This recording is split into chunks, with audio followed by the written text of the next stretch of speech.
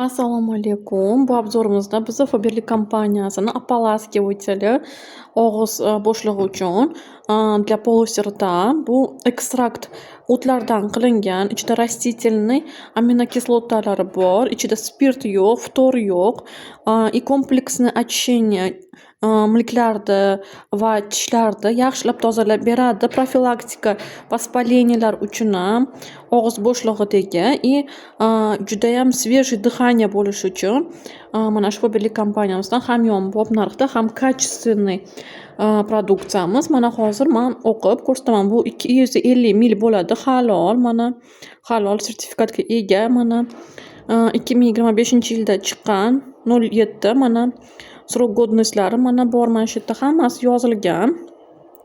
Buni обязательно ishlatilishi, qanday ishlatiladi? Hozir men buni ham sizlarga aytib beraman. Birinchi navbatda buni ovqat yeb bo'lgandan so'ng yoki tishlarni tozalagandan so'ng zubnoy pasta bilan keyin 30 sekund yaxshilab mana kolpachog'iga bunaqa keladi.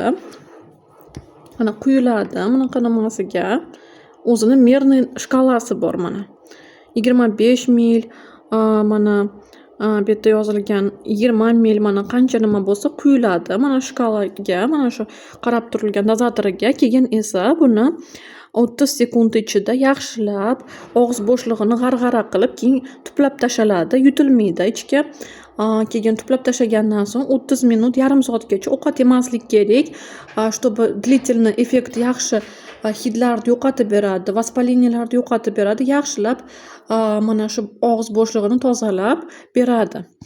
Hidlari hozir mana o'tlarni hidi keladi, qo'yinni ayntmaydi. Buni o'zim ham, klientlarim ham o'sha nimadan o'tkazgan, probadan, shuning uchun tavsiya qilaman. Bu Rossiyaning klinik stomatologiya klinikasidan o'tgan testlardan, laboratoriyadan o'tgan mahsulot. Juda ham zo'r effekti. Hammaga tavsiya qilaman.